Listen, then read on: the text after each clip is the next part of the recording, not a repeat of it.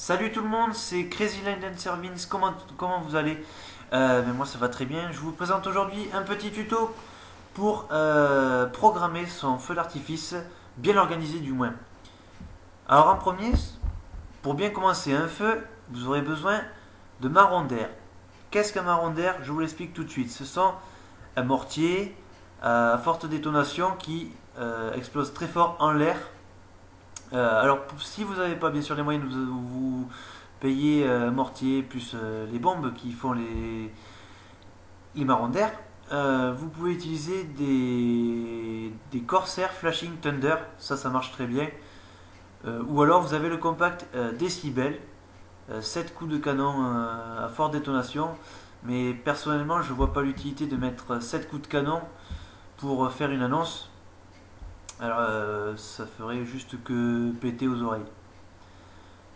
Ensuite, vous avez vos pièces d'artifice que vous avez posées et vous devez former ce qu'on va nommer un tableau.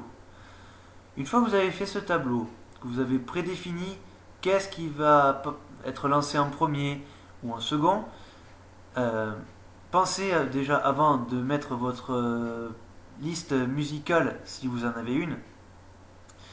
Sinon, vous faites avec votre table d'artificier ou au briquet. Personnellement, j'utilise une planche à clous. Le tuto est de Monsieur Moi 54 et d'ailleurs, je le remercie beaucoup pour ce tuto. Servez-vous-en, je vous jure que ça a un très bon rendement. Admettons vous ayez votre premier tableau, je sais pas, je vais dire de bêtises. Un éventail de chandelles, 10 effets de, je sais pas, de Hardy, Pierre ce que vous voulez, et un compact Charlie, et un Typhon 25, admettons, ça fait plus d'exemples. Vous devez lancer, admettons, votre éventail de chandelles au départ, suivant la musique. Pensez que lorsque vous reliez vos artifices, la mèche, il faut lancer avant les rythmes, admettons, que vous voulez. Donc vous lancez, admettons, en premier votre compact Charlie, excusez-moi. Et une fois que votre compact Charlie, pensez aussi à regarder sur les artifices la durée des artifices. Vous lancez votre éventail de chandelles avec votre compact Typhon 25. Voilà. Puis après, une fois que vous avez par exemple fait votre premier tableau, admettons comme je viens de dire avec le compact Charlie, l'éventail et le Typhon 25, vous devez de faire un intermède. Il ne faut jamais que la personne qui regarde votre feu d'artifice se retrouve dans le noir. À moins que ce ne soit une transition musicale ou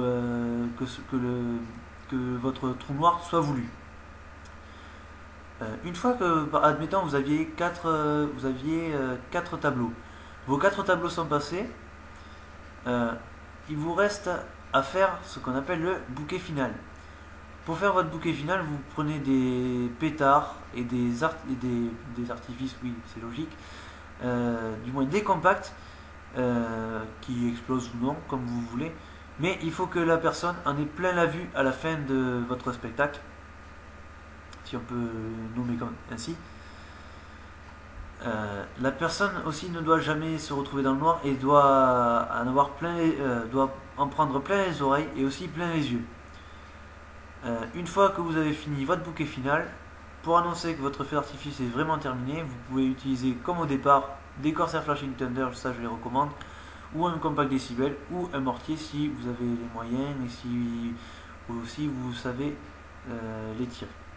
Voilà, ce tuto est maintenant terminé. Je vais faire une petite dédicace à tous les youtubeurs qui d'ailleurs m'ont aidé à trouver certains effets de compact avant que je les achète. Je pense particulièrement à Monsieur Moi 54, à Corne 7, Artifice Fingerboard, Alexis Magie 93 et tous ceux que j'oublie aussi qui ont fait des vidéos sur les différents compacts. Je vous en remercie. Si la vidéo t'a plu, mets un j'aime, abonne-toi à ma chaîne, ça me fera plaisir aussi.